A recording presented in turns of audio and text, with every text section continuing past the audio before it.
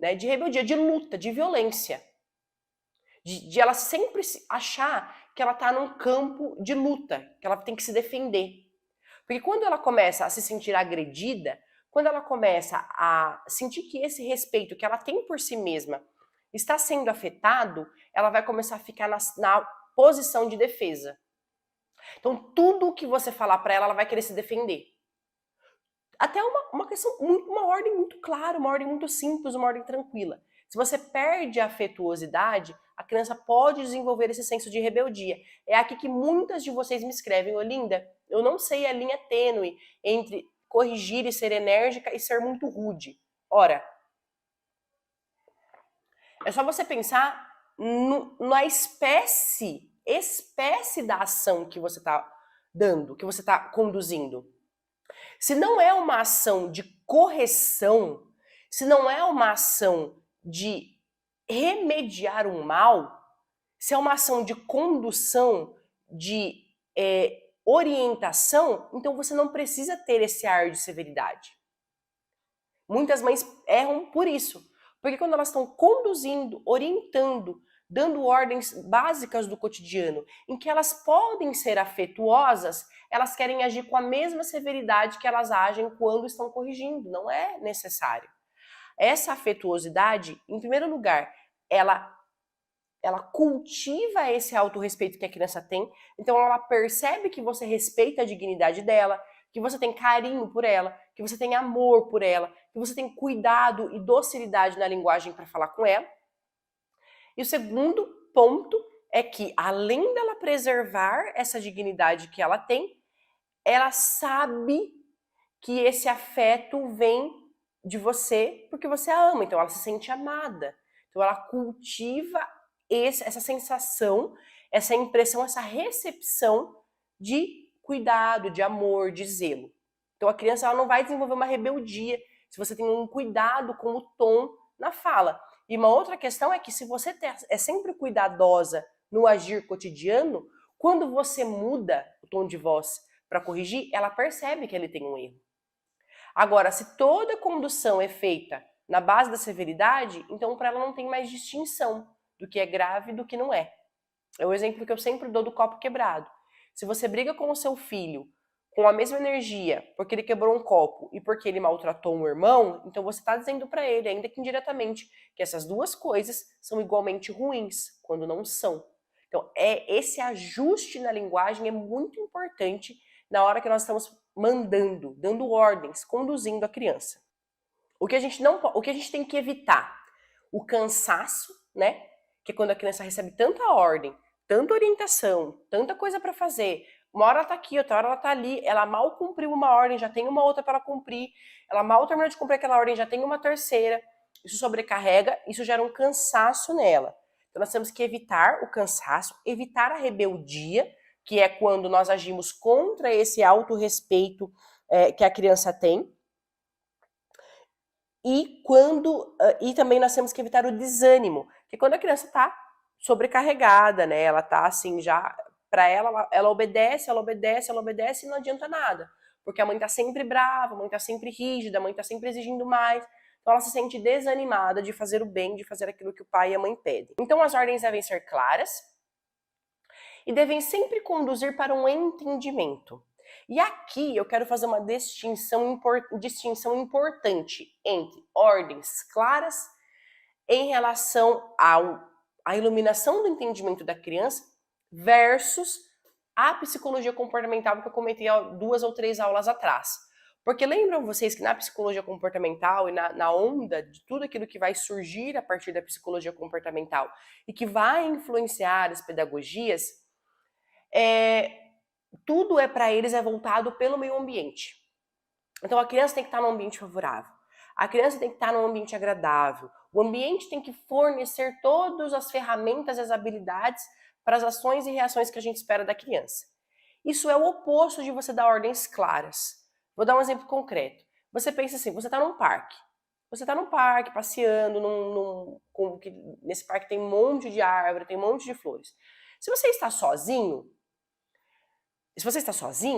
você vai ver as árvores e você olha, aquela árvore é bonita, aquela é linda, nossa, aquela árvore é maior, aquela é menor, aquela tem mais sombra, aquela tem frutos, aquela tem flores. É o máximo de coisa que você consegue fazer. Se você está fazendo esse mesmo passeio pelo parque acompanhada de um biólogo, ele vai conseguir te dizer quais são as espécies daquelas árvores, qual é o tipo de raiz que ela tem, qual é o tipo de fruto que ela produz, qual é a estimativa de vida de cada uma delas, no que aquela é diferente da outra, por que aquela tem uma copa muito maior do que a terceira, quais são os insetos que vivem naquela árvore e os que vivem na outra e por que eles não se misturam. Então, ele vai te dar elementos, ele vai te dar descrições que você não vê sozinha. Que os seus olhos sozinhos não sabem. Então, a educação é esse ensinar a ver. Muitas das vezes nós erramos na educação das crianças porque nós subentendemos, ou nós achamos, ou nós queremos que elas saibam coisas que nós não ensinamos a ver. É como se nós fôssemos com elas no parque e estivéssemos ali cobrando as espécies das árvores, dos insetos, sendo que ninguém ensinou isso para elas. Então, por exemplo, a criança que ela é atrapalhada para brincar. Então, toda vez ela tá lá no parquinho e ela mete o pé na cara do outro, vai escorregar, corre, ou tá na casa de alguém, vai comer, passa na frente de todo mundo, não vê que tem uma fila, pega o prato. Você não pode imediatamente corrigir essa criança. Por quê? Porque ela não tá vendo isso. O que você tem que fazer em primeiro lugar é dar esse entendimento. É dar para ela essa luz, é iluminar. Olha, presta atenção. Todas as vezes que você for comer fora de casa, você observa, você tem fila, você tem gente na sua frente, você tem mãe com criança, porque daí você dá o seu lugar. Essas coisas é como se nós estivéssemos no parque. Nós não enxergamos, a criança não enxerga isso sozinha. Você tem que iluminar isto para ela. Olha, não joga a bola tão forte quando você estiver chutando para outra pessoa, para outra criança, porque pode pegar na barriga, pode pegar na cabeça. Isso não é encher o saco. Isso não é perturbar a criança. Isso é acender uma luz. Isso é colocar a lanterna no caminho. Você está mostrando para ela o que ela não vê sozinha. Porque a criança ela é caótica por si mesma. Ela é caótica. Quem dá ordem a esse caos é você. Quem mostra o que ela não vê é você. É por isso que muitos pais perdem o controle com os filhos desastrados, quebram as coisas, tropeçam, deixam a torneira super aberta, espirra, molha o banheiro. Aquelas coisas do dia a dia que vão nos deixando sobrecarregadas e a gente começa a achar que essa criança não vai aprender nunca. Mas é porque talvez você não esteja iluminando. É porque talvez você não esteja conduzindo isso. Então ela vai escovar o dente, você lembra ela, fala, olha, abre devagar aquela torneira para não molhar o banheiro. Ou, olha, terminou de tomar o banho, pega a toalha e leva lá fora. Ah, porque muitas das vezes as mães fazem o quê? Ah, olha essa bagunça, ninguém me ajuda, ninguém faz nada, ninguém presta atenção, olha essa bagunça, isso aqui não tem jeito, eu faço isso. E por isso que eu tô falando com tanta certeza que nós fazemos isso. Eu faço isso. Eu tenho que me controlar, eu tenho que sempre fazer com que a minha razão domine a minha vontade, e tenho que lembrar, mas eu não pedi para essa criança fazer isso. Eu não ensinei ela que saiu da mesa sem colocar o prato na pia.